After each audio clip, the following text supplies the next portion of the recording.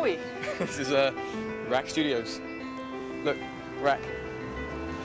And this is where we made our album, which is called Showbiz, by the way. Yeah. There's three different studios here.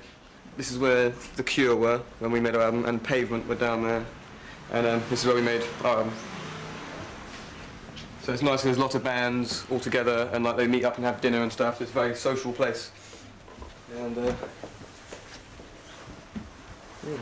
So how much time did you spend here? We're here for about 4 weeks altogether. We did the other half of the album down in Cornwall, where we're from.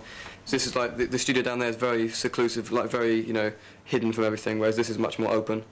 This studio, John Leckie chose this place because of this desk, which is like a really old thing, which you don't really find anywhere anymore. It's like an old vintage desk, and it has a certain sound to it. And as you can see, like, everything here is pretty old.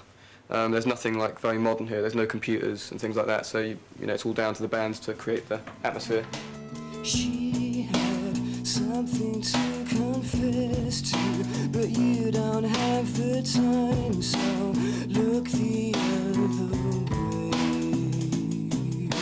You will wait until it's over to reveal what you'd never shown her. Too little, much too late.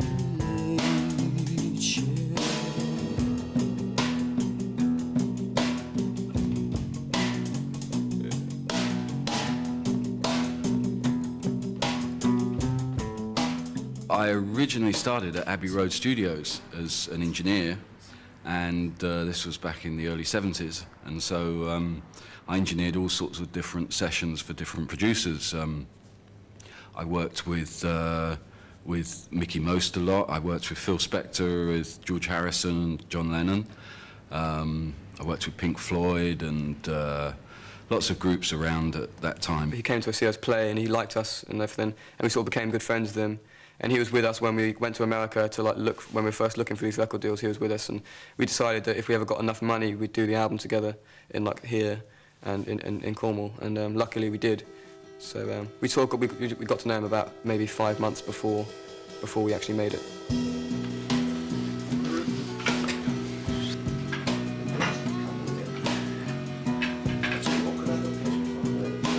Of course, yeah. Do you want a cup of tea? I'd love a cup of tea. Or a beer? We've got a beer, a cup of tea.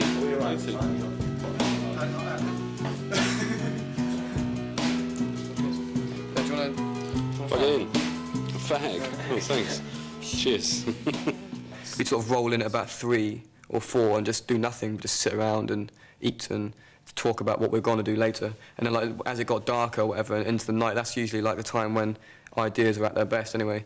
And so it's usually very late at night, working on till late. And then when we'd finish, John Leckie would always, he'd always bring in some of these old records of stuff I'd never heard before. It was actually John Leckie who told me about Tom Waits and stuff.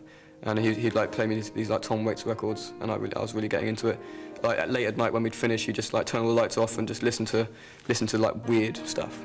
I grew up here all of my life. This is the studio. These panels here we sort of made into like little rooms, like with the vocals, and there was a big thing we drew, a big curtain we had here to make it seem like more close and stuff, and we'd have like certain lighting and stuff like that. And yeah, here we go.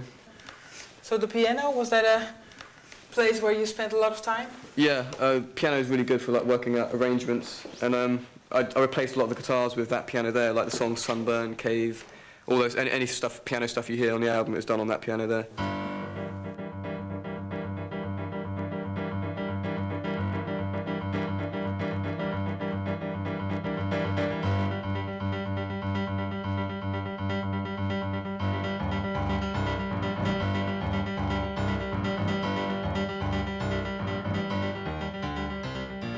The thing with Muse is that they play their instruments very well, but they don't have much studio experience. So I was surprised actually at how good they were in the studio, really, from trying different things, being open to different ideas. So when we were doing things, he'd say like, "Oh, that sounds like what you're trying to do is the ending of this song by David Bowie in some album or something," and it's like, and he sort of, I've never even heard that, I've never even heard that record in my life, but he sort of he sort of knows the sort of sound effect that I'm looking for. It was quite funny because I kept referring to Falling Down as the blues song. And, you know, oh, you know, the blues song, let's rehearse the blues song.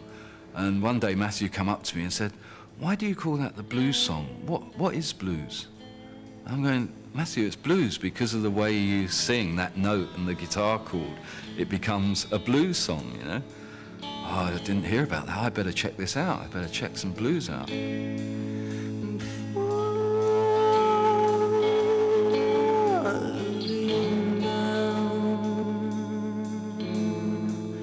When we first formed, we called ourselves Muse, but we entered this competition, which is like a battle of the bands competition, like a competition of bands, local bands playing with each other.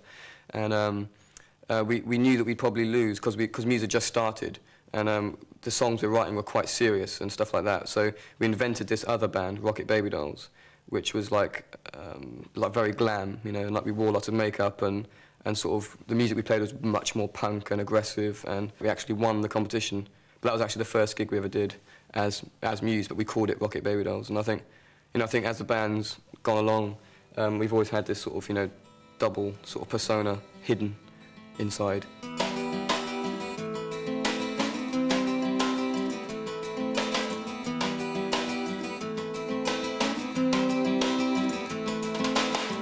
Come waste your millions here.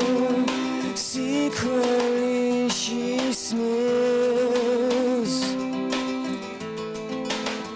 just like an angel blows, a guilty conscience grows.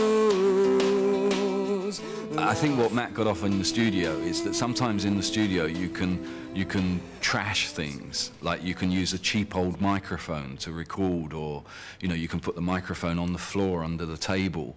And Matt said, oh, you know, you can't do things like that, you know. And I said, well, of course you can. This is what you do, you know. And he's meant to be the young rebel, you know. And I'm saying, no, let's put the microphone, you know, up here or something and see what it sounds like. So I think he got off on some of those crazy ideas and things. She burns like the sun, but I can't look away. She'll burn our horizons, make no mistake. I think the most important thing that I learned from John was the importance of you know, being of like concentrating on getting a good performance, because I mean that sounds simple, but a lot of bands nowadays, they record something and then if they get it wrong, or if the drummer doesn't play very well, or the bass player or whatever, you can sort of fix it with like, because nowadays you get these computer editing systems, and they're very complicated and they're very modern, and you go into them and you can like fix little tiny things, like little discrepancies, and little, you know, mistakes on the bass drum. You can like fix them. I think what John taught me was that, you know, those discrepancies are the things that make it human. You know, those are the things that make it what it is.